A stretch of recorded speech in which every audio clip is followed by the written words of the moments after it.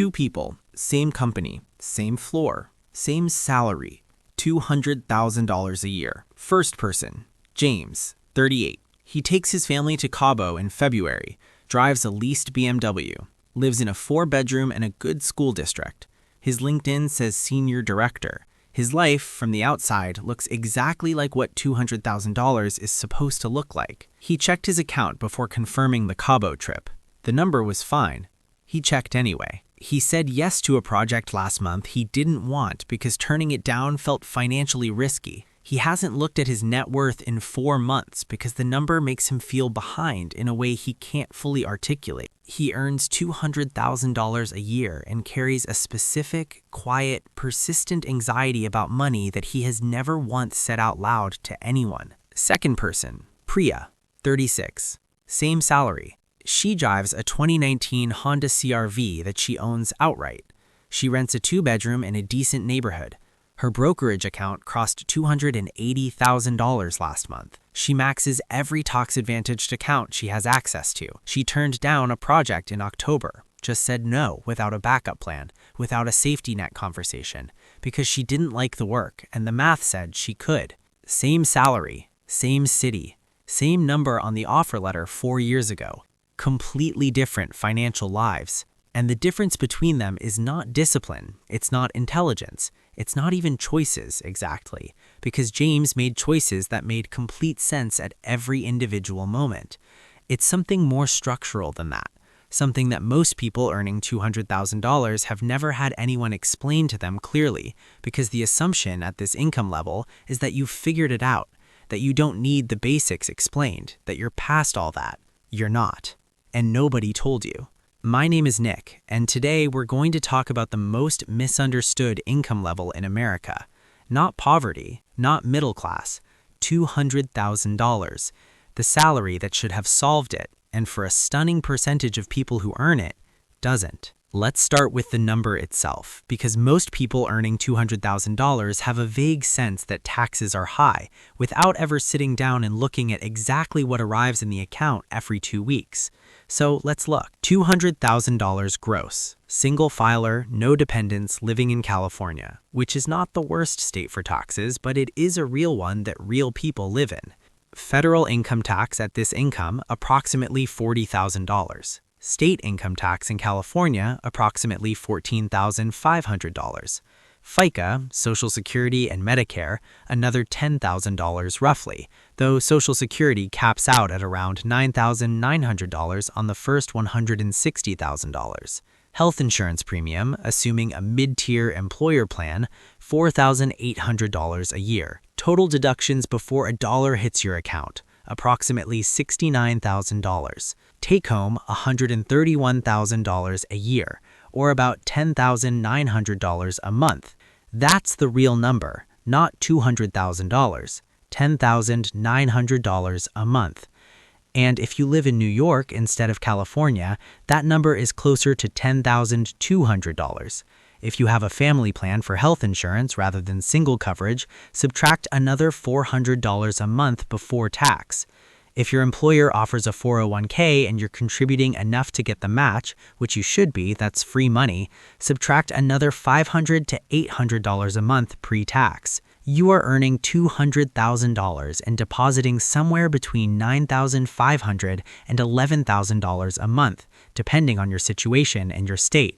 That's still a lot of money. Nobody is disputing that. But it is meaningfully, significantly less than the number people hear when they think $200,000 salary, and the lifestyle that gets built around the perception of $200,000 frequently does not fit inside the reality of $10,900 a month. Now, let's look at what $10,900 actually buys in the cities where $200,000 salaries are concentrated, because these are not Lubbock, Texas salaries. These are San Francisco, New York, Seattle, Boston, Chicago, Washington, D.C. salaries, cities where the cost of living has been methodically repriced around the assumption that tech and finance workers are there, earning exactly this kind of money, bidding up every category of housing and services around them. A 4-bedroom house in a good school district in San Jose suburbs Mortgage, property tax, and insurance combined approximately $6,500 to $7,500 a month. In Westchester County outside New York City, similar. In a desirable DC suburb, $5,500 to $6,500. James lives in one of these houses. His mortgage is $5,800 a month. That is 53% of his take-home before he has bought a single thing. The standard financial guidance says housing should be 28 to 30% of gross income. James is at 35% of gross, which sounds manageable until you realize gross is not the number that pays the mortgage. The number that pays the mortgage is $10,900, and 53% of $10,900 is $5,800. Before food, before the car, before the kids' activities, before anything. Let's run the rest of James' budget because the numbers need to be on the table. Mortgage, $5,800. 2 car payments, the BMW lease and his wife's Audi lease, $1,650 combined. Insurance on both cars, $380. Private school for 2 kids because the public school in his district is not where his colleagues send their kids, and not social reality is harder to resist than it sounds, $3,200 a month. Groceries for a family of 4 eating at the quality level that $200,000 implies, $900. Utilities on a 4-bedroom house, $400. Phones, streaming, subscriptions, the accumulated digital layer of modern life, $280. Housekeeper twice a month, $320. Date nights, the occasional dinner out as a family, the birthday parties, the social obligations of living at this altitude, $600. Total, $13,530.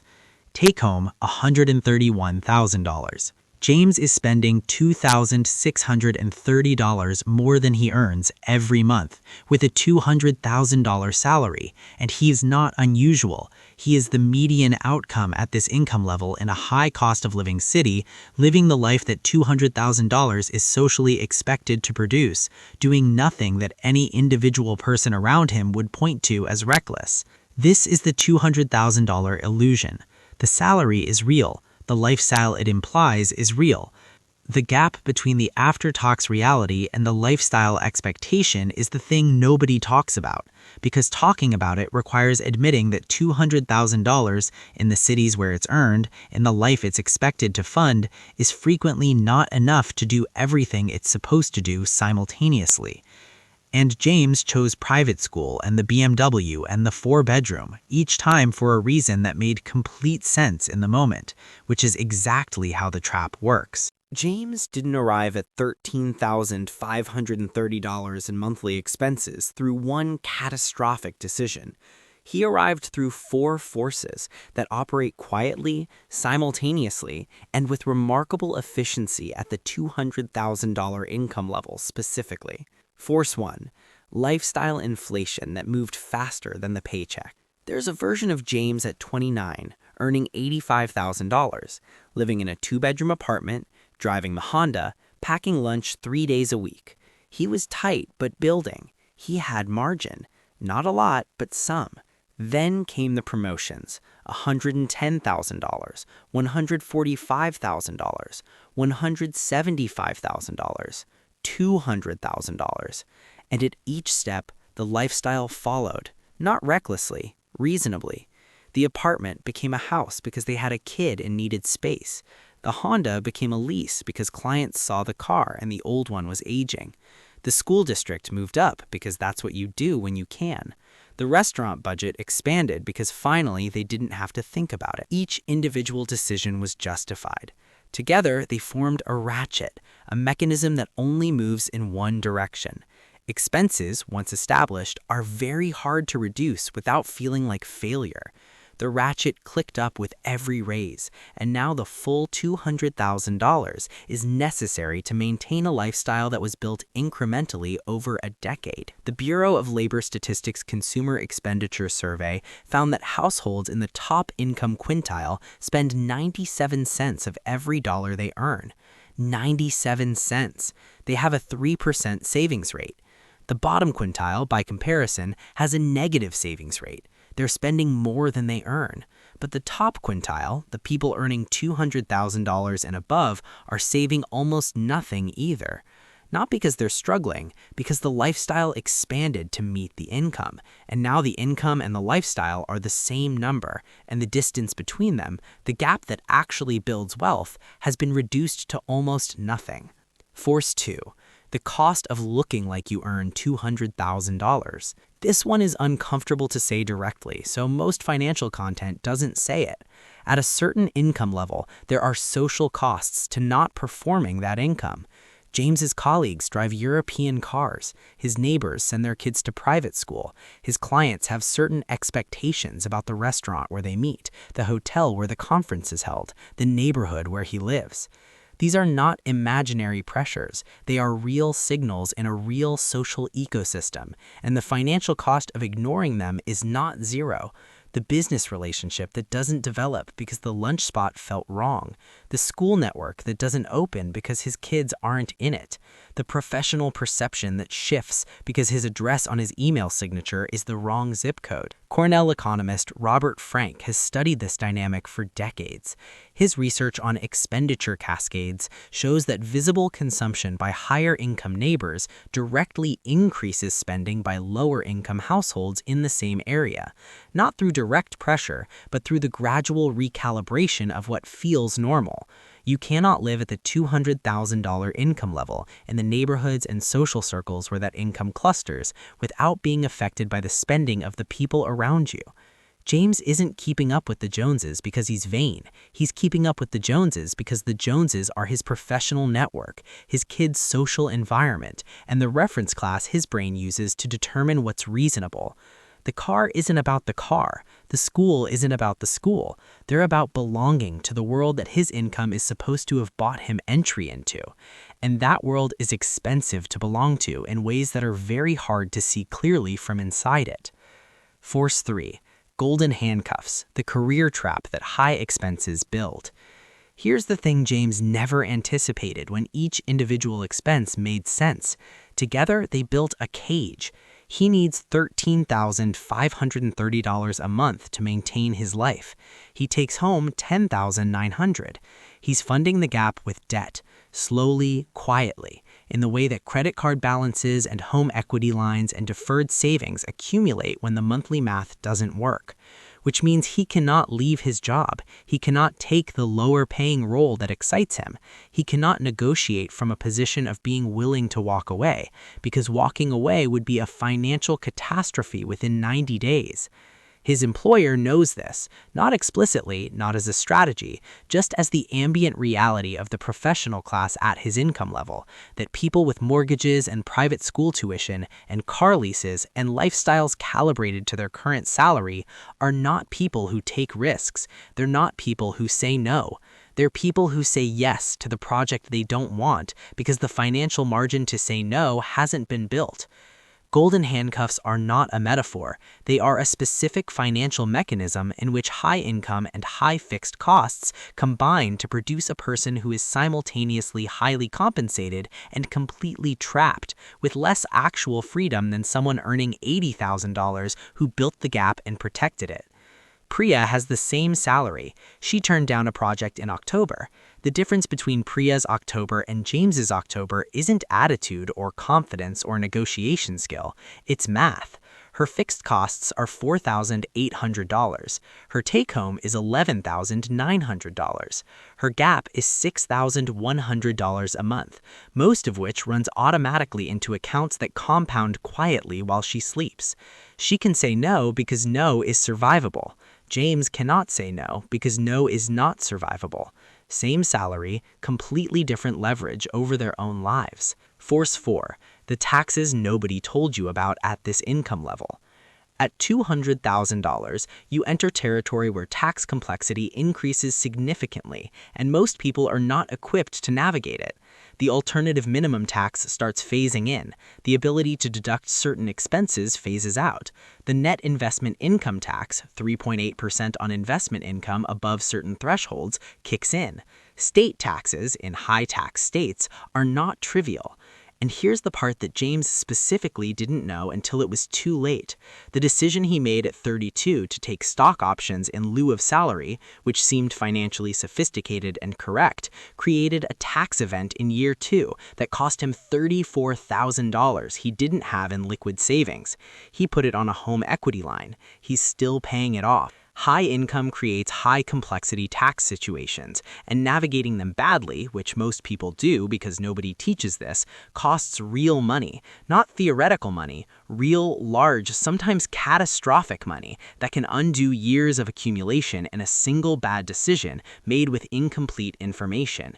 This is not a reason to avoid earning $200,000. It's a reason to have a CPA who specializes in high-income situations, which costs money, which is another expense that the $200,000 lifestyle is supposed to be able to handle, but frequently can't, because the ratchet already consumed the margin. Here's the thing that should genuinely disturb you about everything we've covered. Priya and James earned the same salary. 4 years from now, their net worths will be unrecognizable from each other. Not because of investment genius or luck or some dramatic financial decision, because of the gap. Priya's gap is $6,100 a month.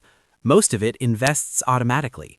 She doesn't have to think about it. She doesn't have to be disciplined in the moment because the automation runs whether she's paying attention or not. In 4 years, at a conservative 8% annual return, she will have added approximately $385,000 to her net worth from the gap alone, not counting what her existing accounts compounded to in the meantime.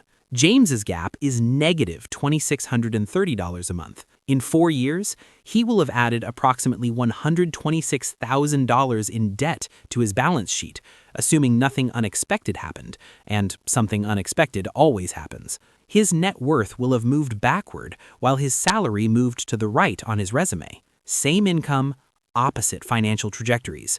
And the difference is not a single dramatic decision.